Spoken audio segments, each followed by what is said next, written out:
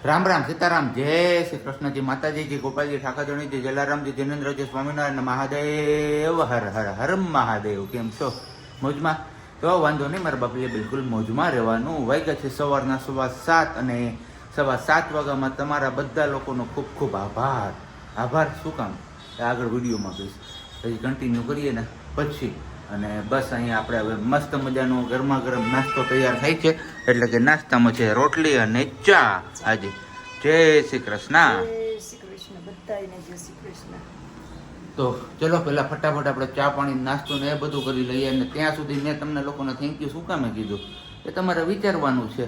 અને વિચારો ત્યાં સુધીમાં આપણે હજી બસ નાહી ધોઈને ફ્રેશ થયા છે તો ભગવાનના ધૂપ દીવાને એ બધું કરી લઈએ. અને હા, સાથે સાથે વિડીયોને લાઈક પણ કરી દો, અત્યારે કમેન્ટ પણ કરી દો. ચેનલ ઉપર નવા હોય તો ચેનલને સબસ્ક્રાઈબ પણ કરી દો. ને પછી આપણે કરીએ છીએ આપણો વિડીયો સ્ટાર્ટ આગળ. જય ગજાનંદ ગણપતિ મહારાજ, જય માતાજી, જય બજરંગબલી મહારાજ.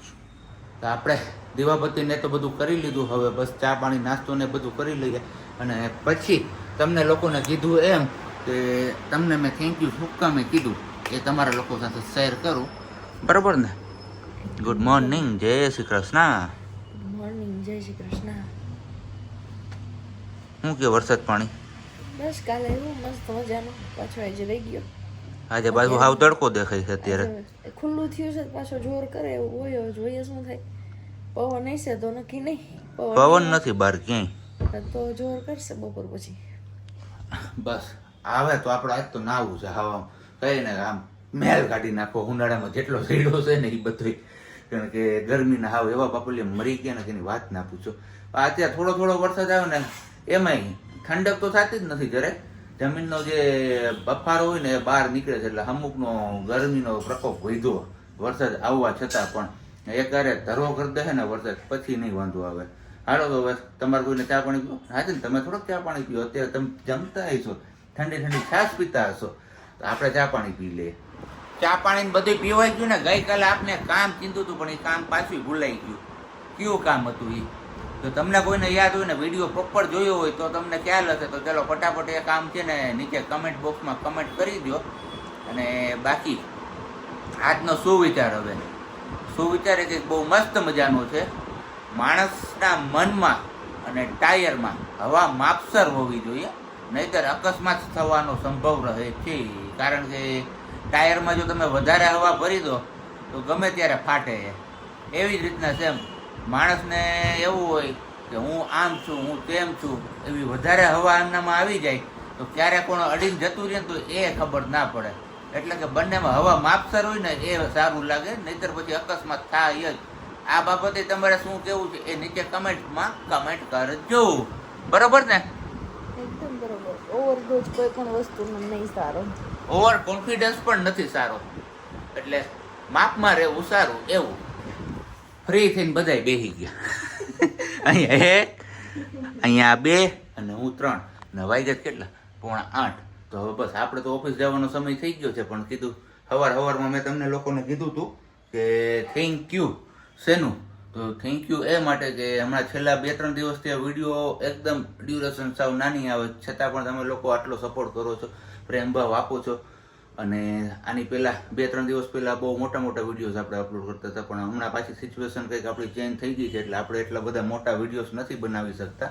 તો એમના માટેનું થેન્ક યુ. બીજું થેન્ક યુ કે આપણે થોડાક ટેન્શનમાં તમારા લોકો સાથે જે વાત શેર કરી હતી તો એમાં તમારામાં ઘણા બધા લોકોએ પ્રેયર કરી છે અને કરે પણ છે.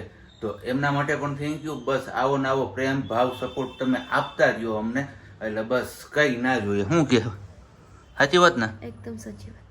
તો ચલો હવે ફટાફટ આપણે લગભગ અહીંયા હવે આ કામ કરવાનું છે. લઈને બેસી ગયા ને એટલે કામ પતાવીને આપણે છે ને નીકળી જઈએ ઓફિસ. ચલો વાગી ગયા છે 2:15 અને લાઈટ જતી રહી. જોકે આપણે ઇન્વર્ટર છે એટલે નથી વાંધો, પણ વરસાદી માહોલ એકદમ મસ્ત મજાનો થઈ ગયો ને અંધેરો જ ને. તો મમ્મી કે જો વરસાદ કેવો અંધેરો, તો મેં કીધું હાલો મારે નાખું તો માથામાં તેલ. જો બપોર વચ્ચે કંઈ નીંદર આવતી નથી, આપણે કંઈ સૂતા ન હોય, જાગતા હોય.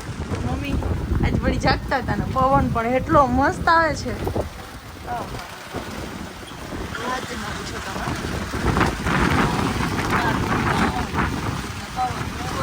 આ બાજુથી આવે છે.